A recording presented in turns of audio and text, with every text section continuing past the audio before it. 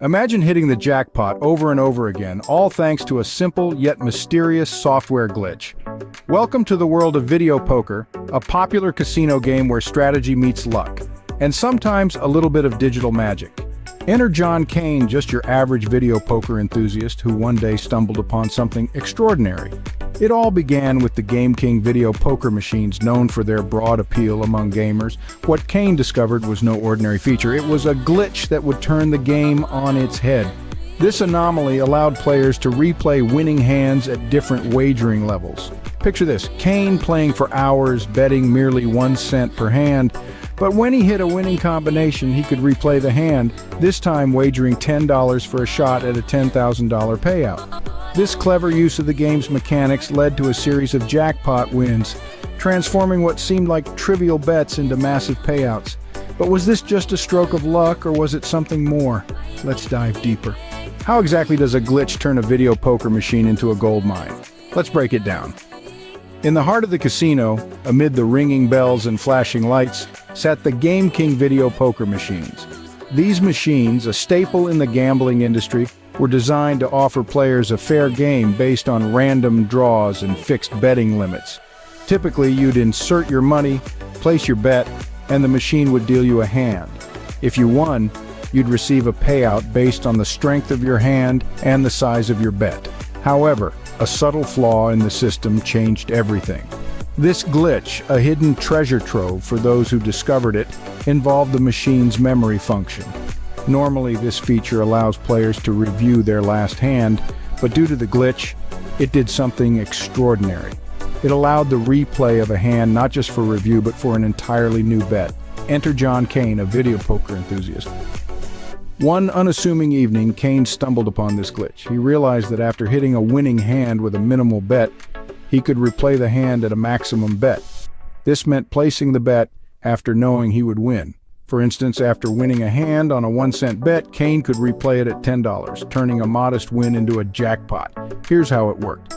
Kane would initially bet the smallest amount, 1 cent. Upon winning a substantial hand, he would then press the More Games button, select a different game, then return to the original game. This sequence tricked the machine into replaying the winning hand, but crucially allowed the bet to be increased to the maximum allowed before confirming the replay. With such a simple method to exploit, it was only a matter of time before the stakes got higher. This exploitation wasn't just a trick, but a masterful manipulation of a system vulnerability, turning what was a game of chance into a calculated harvest of jackpots. Kane found himself in a gray area, exploiting a loophole many didn't even know existed. But what exactly does this mean in the grand scheme of things? Was John Kane a cunning strategist or just another cheater? The ethical waters here are murky, to say the least. On one hand, Kane and his accomplice were merely using the tools provided by the video poker machine. They didn't alter the software or employ any external devices. They simply pressed a sequence of buttons that were openly available to any player. From this perspective, one might argue that Kane was just exceptionally good at playing the cards, or rather, the machine, he was dealt. However, flipping the coin, we encounter a different ethical inquiry. The glitch they exploited was not intended by the machine's designers. It was, in essence, a flaw that allowed them to manipulate their winnings significantly. To many, this smacks of dishonesty. If everyone played by exploiting such glitches, wouldn't the essence of gambling, risk and reward based on chance, be completely undermined? The casinos certainly felt cheated. For them, the integrity of gaming is paramount, not just for profit, but for maintaining trust with players. The glitch exposed by Kane could have led to massive losses and potentially a loss of customer confidence. Legally, the waters were even more turbulent. Initially, Kane and Nestor faced charges of hacking and conspiracy. The law had to consider whether finding and utilizing a bug constituted illegal manipulation or hacking. Their defense argued that no laws specifically outlined what they had done as illegal. They hadn't hacked into the machine, they'd simply used a feature in a way that wasn't intended by the manufacturer. Ultimately, the legal system could not substantiate the charges of hacking and conspiracy, leading to their release. This outcome, however, doesn't absolve the ethical debate. It merely highlights the complexities of law and morality in the digital age. The line between clever use and outright exploitation can sometimes be as thin as a poker card. It's one thing to find a loophole, it's another to defend it in court. When John Kane and his friend Andre Nestor found themselves in the grips of the legal system, their unexpected jackpot turned into a high-stakes drama. The duo was arrested not for theft or fraud, but under allegations of hacking and conspiracy. This marked the beginning of a contentious legal battle that would question the boundaries of law and technology. The crux of the prosecution's case hinged on the notion that Kane and Nestor had manipulated the software of the Game King video poker machines. However, this was not a straightforward accusation of hacking in the traditional sense. What Kane and Nestor had done was to exploit a feature, a glitch in the software which legally existed in the machines they played. The question then arose, is exploiting a flaw without altering any software or hardware truly hacking? Enter the defense, armed with a compelling argument. Kane's attorney astutely pointed out that his client did nothing beyond pressing a sequence of buttons that were openly available and operationally legal on the machines. All these guys did is simply push a sequence of buttons that they were legally entitled to push, he argued in court, emphasizing that no laws explicitly forbade what they had done.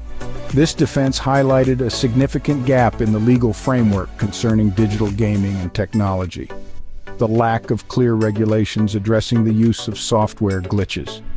After much deliberation, the court found it difficult to label Kane and Nestor's actions as hacking, given they had not tampered with the machines physically, nor had they intended to create the glitch.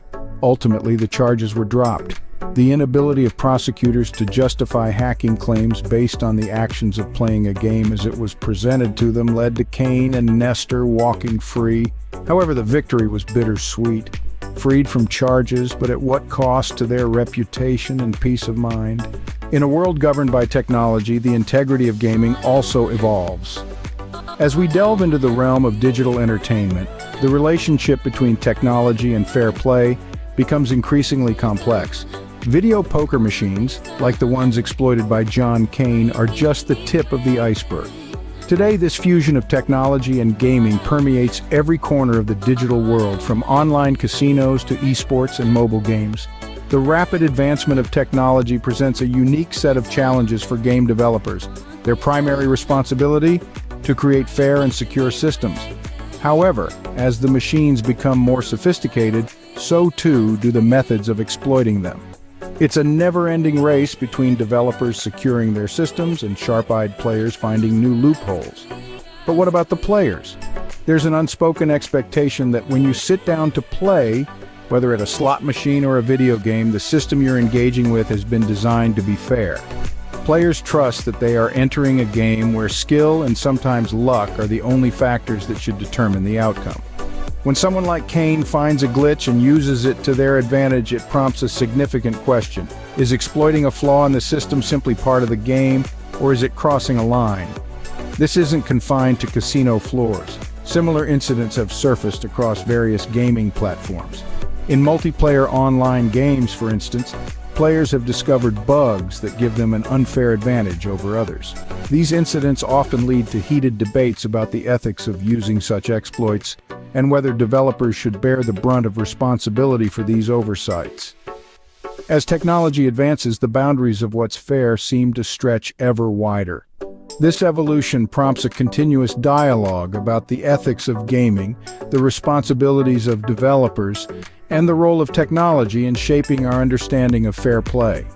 It's a multifaceted issue that reflects broader societal questions about technology fairness and the human element in the digital age.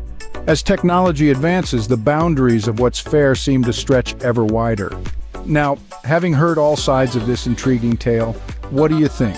This story walks a fine line between ingenuity and ethical ambiguity. John Kane, by merely pressing a sequence of buttons available to any player, unlocked a windfall. But let's consider the broader implications. When technology falters, who is to be held accountable? Is exploiting a glitch merely using the tools provided, or does it cross into the realm of dishonesty? Think about how you interact with technology daily. If you stumbled upon a loophole in a system, would you use it to your advantage, or would you report it? These aren't just hypotheticals, they shape the digital landscape we all navigate. Engage in this conversation. Reflect on where you stand in the spectrum between clever exploitation and ethical responsibility. Is it the responsibility of the player to report such flaws, or is finding and using them fair game in a digital world? Share your thoughts below.